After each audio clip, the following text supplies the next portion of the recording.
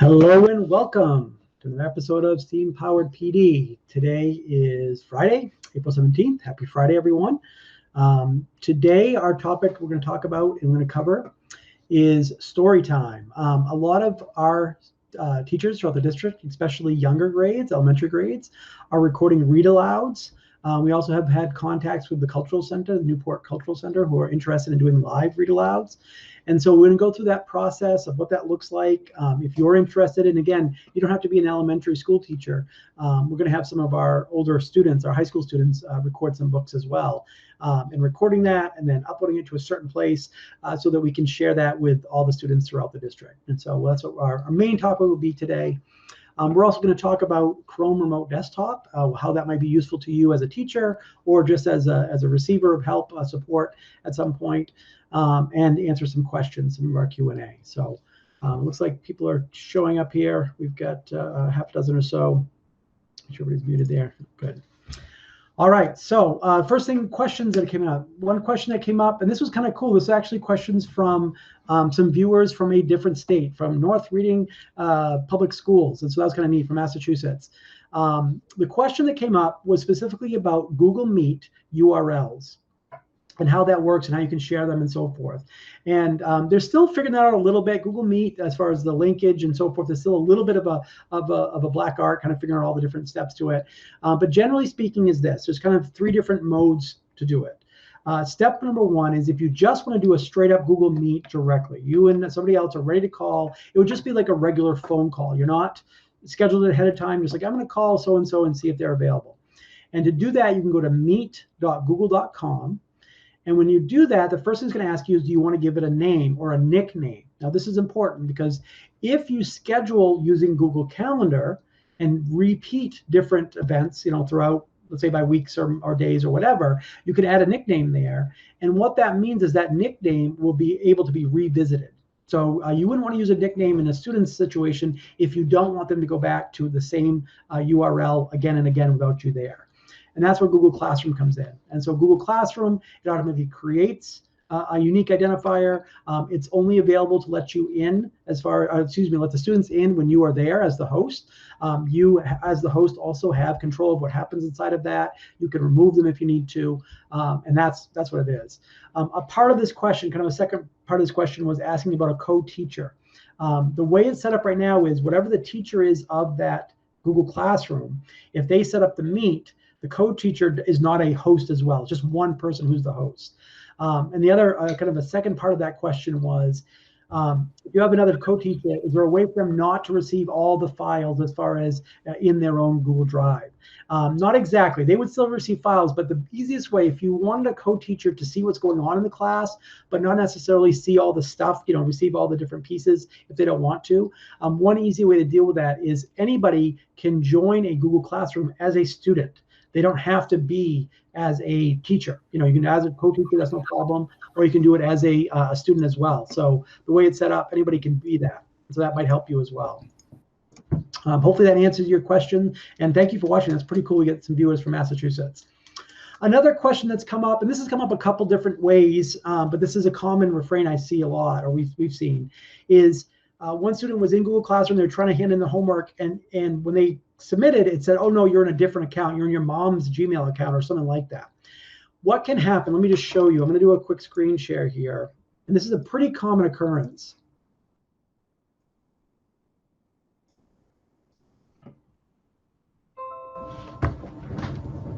Okay, let me make sure I'm all looks good. Let's get rid of some of these notifications here. Okay. So I'm in my just google.com. I'm signed in here in the upper right. I can see that. If I click on that, you'll notice there are two accounts here. Now, these are both my accounts, but there are times when Chrome, it looks like I'm signed into this top one right now, and I'm not signed in this bottom one. And for some reason, sometimes it sticks. That means if I go to my Gmail or Drive or whatever it is, even though it looks like it's in the right account, it still has this one kind of hanging on for some reason. So the only way to make sure that you are in the right account, and so it's not going to confuse which one's signing in, is I sign out of all of them. I'm not going to do it right now because I want to continue this live stream. But if I sign out of all of them, it will sign everybody out, and then you just sign into the one account you want, for example, the student's account and so forth. If you're using a Chromebook, especially a school-issued Chromebook, you really don't have to worry about that, because when you sign into it, period, you are in your account, full stop. Like, that's how it's done. The other factor here, again, this makes it even more confusing, but I can go to google.com and sign in up here as we have before. I can also in the upper right here, I'm paused right now, but I can be signed into the browser Chrome itself. So there are two different layers here. One is the Chrome browser, and one is to google.com and the services. Now, usually they're linked together. And as I mentioned, if I'm on a Chromebook, when I sign into that initial time, when I go at the first screen, the sign-in screen, I sign in, I'm into both, I'm done. I don't have to worry about anything else. On another type of device, maybe it's a phone or a PC or a laptop or whatever that's not a Chromebook, when you sign in, I could be signed into the Google Chrome browser by itself. Now, the value of that, why you'd want that, is all of your stuff, all of your bookmarks and your links and all the different things we'd want in a browser, all the extensions, all the setups kind of follow you around. It's almost like a portable desktop. What that means is if I go to another computer, sit down, sign into the Chrome browser, all my stuff will start appearing and be there for me. And that's great. The drawback is it's a little bit more difficult. It's not impossible, but it's a little bit more difficult to, to get signed out and to jump back and forth. How I would do that is down here on the right here, I would add another account. And so I could have multiple accounts here. Let's say I added, my son's account. He wanted to have a Chrome browser account signed in here, and you can kind of jump back and forth that way. That is an option. Again, I wouldn't do that on a shared device. Like, let's say a computer in a library or a computer lab where many people are on there. I probably wouldn't do that. You could, however, again, go to google.com, click sign in, and be signed into its own account here. And this is where it starts getting sticky, where you might be in one, but you're not sure the other one or whatever. My recommendation, if you're having troubles with that, if it looks like it's popping up but signing into the wrong one, is I would just sign out of all accounts, just sign into the one you need, and then you should be good. The other option, and again, it's kind of a little bit of a pain if you want to jump back and forth between browsers, is I actually have, let's see here, if I pull it up here. Yeah, right here. I'm signed into Firefox as well. So on this machine, I have two browsers. If you're on a PC, or again, if you're on a phone or so forth, you might be able to be in two browsers and be signed into one account in one and one account in the other. And the value of that is you can just jump back and forth pretty easily without having to re-sign out and re-sign in. Makes that a little bit easier. So hopefully that addresses that issue. Again, that's the first place I start if I see issues with being signed into the wrong account. All right. So what we're going to talk about today, what we're going to do, let me make sure I answered. I believe I got all the questions. I did. Excellent. So what we're going to do is talk about story time. So if you wanted to read a story, I know, again, I have a number of students who are going to be doing that for us at the high school level, and I know a bunch of teachers have already started doing that. The first question is about copyright. And we've had teachers ask me before about, the process of doing this. We kind of looked into it a little bit more, and it is not legal for me to directly read a story out loud and publish a YouTube channel that just says, here's all these stories. You don't have to buy them. I'm reading them for you. That would violate copyright. And really the rule of thumb is, are you harming the author? Are you harming the people who would be, making money from that? That said, if you are reading aloud for an educational purpose, and that's part of your program, then it is legal. It's called fair use. And so, like I said, all the research we've done on this, no lawyer, but as far as all the research we've done on this and other districts and other systems that have done the same type of thing. So this is how we're managing it. If we're doing a live recording, and again, I mentioned earlier that the Cultural Center was interested, the Newport Cultural Center is interested in doing live readings. We're using Google Meet or whatever tool it is. That live event could be live, and so students could be watching at that same time, and it would just be like any live event you would do. Of course, we're doing more and more of these virtually now, but it's the same idea. If you have the live event, it's just not the same thing. If I'm an artist, if I'm a musician, I can cover or play somebody else's song in my set if I want to play that as for a live audience. The recordings of those, however, we're going to keep those inside of the RSU19 domain. And the reason why that is basically that almost guarantees that there's an educational purpose for them. They're not going out to the world. They're going just for students that are in RSU19, part of their school program, part of their classrooms. The reason why we're kind of offering to be able to have them be kind of combined as far as putting them in one place is if I have a really good reading of, you know, The Cat in the Hat, and I want other kids to hear it, other teachers will be able to use my recording and share them with their students. And so instead of each teacher just reading to their class and that's the end of it, this way they'd be able to read to others. Plus, as I mentioned earlier, we have some older kids. As part of their service projects, they're going to do kind of a give back, you know, for the community. They're going to be doing readings of their own, you know, favorite picture book as well. And so this will be kind of a fun way of doing that. So step number one, this is in the show notes, but I'll add the link right directly into the, let me jump back here for a second. Right here. So bit.ly/RSU19 story time. So I'm going to put that right in the chat just so everybody has that. So this site will be kind of the home base for different recordings that we were able to collect from students or teachers or community members. We'll put them all right here. If we are able to schedule live readings ahead of time, that'd be awesome. We can add those so parents would know when they could join and have their kids listen to a teacher or educator read a story. The book list, as I mentioned, will just be, as we collect these videos, a place to go. They will be housed in the RSU19 domain, which means they won't be public. You'd have to have it be a student in the district to be able to see these, so they won't be totally open. The directions right here. So just select a story. You can use any of these tools, and we've talked about these, you know, Google Meet, Chrome Camera, Screencastify, WeVideo. All of these are able to record, and when they're done, they save a video. Let me just show you an example. Every Google Meet, you can click record button. In the lower right, there's 3 little dots, and you click record. This is what it looks like from my end. So for example, my Meet recordings right here, all these are different videos. These are from the PD that we've been doing. So this is the latest one here. I can just double click on that. This is a recording, just like you would imagine, this one we had from yesterday. And I could click on the upper right, there's 3 little dots here, and I could click share, and I could add this. This works just like a Google Doc or a Google Slide or any of the other tools we're used to.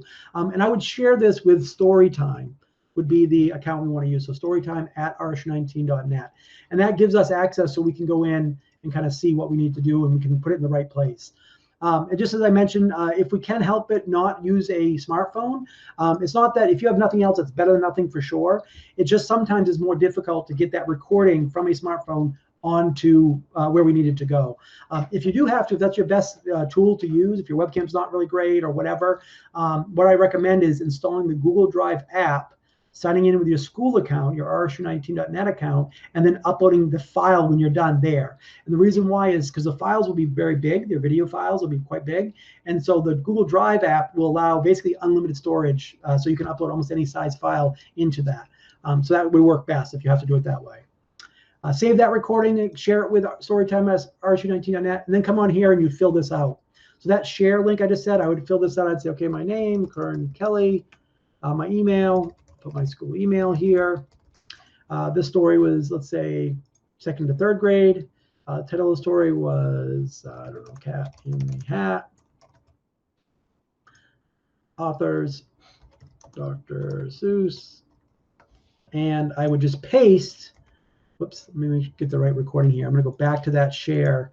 When I go back in the share the video, right up here, it says get shareable link. And that's that link right there. I can copy that right there. And then I can go back and I can, let me try that again, paste that in there. And that's how I would submit, which would be great. The more we can collect of these, the better. And again, we can make that kind of a little a bank or a library of them for our parents and for our students. So talking about the resources here in the upper right. So these resources are just places I'm sure there's more out there. One is the Storyline Online. And these are all kinds of little videos, just like what we're doing. Most of these are artists or actors, or in some more or less famous actors. I know the other day, here we go. Here's David Harbour, if you guys know Strange Things. The other day, right here, this is a great one. My son really likes this one. I have a Bad Case of Stripes. This is read by Sean Austin. So if anybody Lord of the Rings fans, he was Sam Wise-Gamgee. So anyway, this is these are all online. These are free. Any kids can go on here and listen to these and click play. These are all really well done. Another link, so Dolly Parton is starting to do the same thing where she's reading stories, and this is through Facebook, but you can watch the video. So she'll read stories pretty much every night. I don't think it's every night. I think it's certain nights at 7 o'clock. So if that's something that your kids are interested in, again, depending on the age level. And finally here, Story Nori is another great resource. If you guys haven't played with Story Nori before, These are all kinds of different story-based, audio recordings. So for audio stuff, our kids can listen to them and the different by grade levels and so forth. So just a handful of resources. I'm sure there's a million more out there, but these I thought were kind of related to what we're trying to do here. It works a little bit better. Hopefully that's still recording. Good. Okay. So the last thing I'm going to share with you is we're going to talk a little bit about Chrome Remote Desktops. This is another tool. And so you can see what I am referencing here. So this is something that if you have a district Chromebook, you already have this installed. Chrome Remote Desktop, and it's a little extension, a little app. And if you haven't had this before, if you have a PC or a Mac or something, the first time you go to it, it will ask you to install a little applet, a little program. You click yes and go through it and whatever. What it will do is it will put up here in the upper right, up in the toolbar, it will put that little icon right there. And I can click on that and this will pop up. So let's say I'm going to do a new tab that I'm not on. And I just click this little icon here, boom, and this would pop up. So you can either get support or you can give support. And what that means is you're going to give somebody either access to your computer as if they were sitting in front of it, or you can give support to somebody else. Think of it almost like making a phone call to their computer. We had a student the other day who was having an issue. And the issue was that up here in the upper right, up where your extensions are, if I put my cursor in between this right here, I can extend or hide. I don't know if you guys can see that very well, but I can extend or hide how many Chrome extensions I'm showing at one time. Now, showing you this, it's pretty easy to understand that. Explaining that to somebody that's not sure what you're talking about, it's really difficult to explain, no, put your cursor here, no here, when you can't actually see what they're looking at. So this is one of those things that would be much easier to be able to jump onto their computer for a minute, click up on here, and then actually show them and kind of help them out and do it that way. So if I wanted to get support, if I'm somebody that was, let's say I'm talking to you, like, okay, I want to get support from somebody else and have them join my computer, I would click up here and get support, go to Chrome Remote Desktop, generate a code. When I generate a code, it's like a phone number or a unique number that they would type in, and then you'd say, are you sure? You want to allow? Yes. And they could be on your machine using Chrome as if they're sitting right here. So I would click generate code. I'm not worried too much right now about generating this code right here. This is a 12-digit number, because it will expire in 5 minutes. If nobody uses it, in 5 minutes, it'll expire. And if I wanted to, I can click cancel, and it's gone right now. So it doesn't repeat. It's not the same code. It's a new one every time. Also, if somebody tries to join right then, it's going to say, hey, so-and-so is trying to join. Do you want to allow them, yes or no? So to get support, for example, if your computer right now is having issues and you wanted us as tech support to be able to join yours, you would click generate code. You would give us that code. Let's say we're talking on the phone. You give us that code. We type it in. Where we would type it in is right down here under give support. So we would type in this 12-digit code here, and then we would say connect, and then it would say, do you sure? So it's basically making a phone call. At that point, you will actually see, we would see your screen in a window in our screen, and you would see us moving things around and working on stuff. So obviously you would not give this to anyone you didn't trust. You would only give this to somebody that you want support from, that you're connected with. But if you have students that are having issues, technical issues, that really the only way to solve that might be to get quote unquote on their machine, this is a really easy way to do this. As I mentioned, this is already pushed to all district Chromebooks. So if a student's having an issue and they needed our help, it's something we couldn't do remotely, we'd have to kind of get on their machine to update or fix. This would be a way to do that. And so this is something that came up the other day, and I thought it was just something I wanted to share with you guys, so you knew about it or had heard it or that kind of stuff. Any questions about Chrome Remote Desktops? Somebody asked about the story time. What if I want to record a story for my grandchildren who live in another state as a part of their distance learning? What I would say is this. Yes, absolutely do that. Record the story and just send them a direct link. So you're not publishing it for the world. We're not doing it, put it publicly, but we could just send them directly the link and they can watch it from you, no problem. The issue comes in if you're, again, basically publishing it for the world so that, hey, I don't have to buy that book. I can just, watch this video of it. Now, on that, so those resources I mentioned where the actors are reading those books, obviously they got permissions from the authors to say, yes, is it okay if Sean Astin reads your book and records it this way? They have direct permission to do that. So I wouldn't have any question if you were reading a story, take that video file and just share it with your grandchildren or whatever directly. I wouldn't imagine there's any issue with that. The issue would come in is if you were publishing it publicly for the world. It would be what the question is. And that's why we're focusing on having it just be domain wide, which would be part of our educational program, which sounds about right. And so the other thing I want to bring up for next week. So next week is April vacation. Again, as I mentioned, I don't think we're going anywhere next week, most of us, or probably all of us, hopefully. So what my plan is, I'm not going to run typical Tech PD like we've been doing next week, just because some people will be doing different things. What I have done is I've invited some different districts around the state, some Southern Maine, some Western Maine, some Northern Maine, different places to be able to get just feedback of what's working for them. So I have on the slate right now, South Portland, Andrew Wallace is going to join us. There's a couple of educators from Yarmouth, middle school, elementary school, and high school going to join us. Waterville, Will Backman is going to join us. And I have one more, Alicia Briggs, who's going to join us next week as well on Friday. And so I'll have that schedule lined up on the show notes, just like you've seen before, right on that front page, rsu19.info or steampoweredlearning.org. And that will show you next week. And so those will be view only. I'll just be interviewing those people. So we won't have this kind of live interaction, but we'll just have like a conversation. Really the idea of being there, well, I'm doing the same time, hopefully 1 o'clock around that time.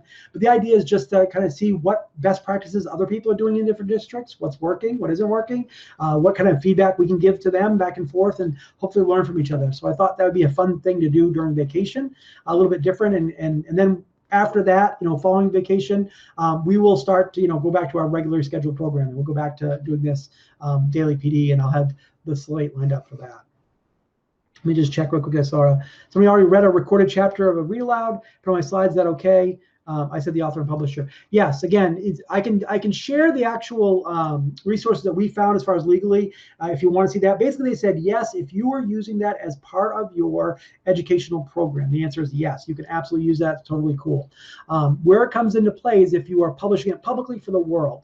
Now, with us housing it in our domain, our rsu19.net domain, that means that basically any person would have to have an account in that domain to be able to access these, and the answer is they wouldn't have an account because they would have those, unless you have a student in the district. So I wouldn't worry about that if it's part of your educational program. And then the benefit of that is if you do want to go to that bit.ly/RSU19 Storytime, all caps, if you want to add those recordings. If you don't want to, don't feel like you have to. It just gives us an opportunity to develop a whole library of those recordings for, let's say another class wants to read the same book, and it'd be fun to hear from a different teacher and that kind of stuff. That keeps it in-house. And so that's why we're doing that. I think it'd be a fun opportunity for us to kind of read books and have it go to one place. So that is the plan. Hopefully, maybe next week, if you get some time to be able to work on these things, it'll be kind of fun to play with that. And that does want to leave me kind of my final message here for the day as we wrap up. It's a short one today, but it is Friday afternoon, so we'll have a shortened video today. But there's a great quote by he's a writer for Wired magazine, and again, no relation. His name's Kevin Kelly, but no relation to R. Kelly. He's actually spells it differently. But he said, we're talking about technology in general and all these wonderful tools. Do I have time to learn this time-saving device? And this idea that every time we have a new thing, all these new cool tools that I'm throwing at you, daily, they're cool, but we all know they take time to learn those things before they become actually more time efficient. Your initial production is going to go down because at first it's going to be hard to learn this new thing, and then eventually, because I learned this new thing, it actually will save me time, and so eventually it'll be a net gain. Usually when we're in the throes of education, we're in the throes of the classroom, we're just keeping our head above water. We're moving as fast as we can just to make sure that we have time enough to get ready for the kids and do our thing and do all the stuff that we need to do anyway. So I would hope that this is now an opportunity to some of these, eventual time-saving devices or programs or apps or extensions or whatever, these kind of cool tools, we do have a little time now to learn these things so that when we go back to school, when we get back, if it's the end of this year, next year, whenever it is, that we are even more prepared for our kids than ever. This opportunity that's giving us time to play with these things, to mess around with them, to mess them up and have them not work and then have them do work, and all these wonderful things that we get to play with, so that when we come around, the next time we have students in front of us, we're even more prepared than ever. So that is kind of a silver lining to this, is the time that we're receiving to be able to work on these things that we would, want to be able to use in our classrooms. And so hopefully these videos are helping you. I've receiving a lot of really great responses. I really appreciate it. I thank you. But this will be something we'll keep pushing forward as an opportunity for us to learn from each other and figure out what works, what doesn't work, and really kind of to give back. So thank you guys all. Have a awesome weekend. It's supposed to be a little bit rainy, I guess. Not too great out this weekend. So we'll see. Hopefully it'll brighten up. But as always, stay curious, act healthy, look out for each other, and thank you guys very much. And I will see you on Monday. Take care.